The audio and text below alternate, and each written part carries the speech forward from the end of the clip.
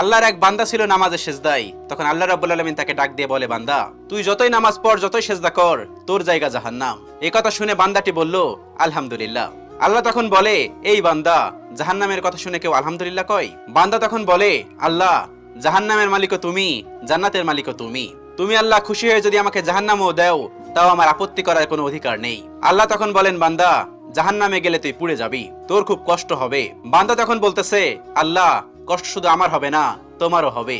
আল্লাহ তখন বলতেছে, বান্দা, তুই পুড়বি জাহান্নামের আগুনে, আমার কষ্ট হবে কেন?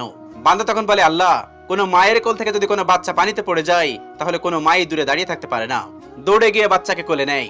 আমার বিশ্বাস ওই মায়ের চেয়ে কোটি কোটি গুণ দয়া তোমার বেশি। আমাকে জাহান্নাম দিলে তুমিও আল্লাহ শান্তি পাবে না।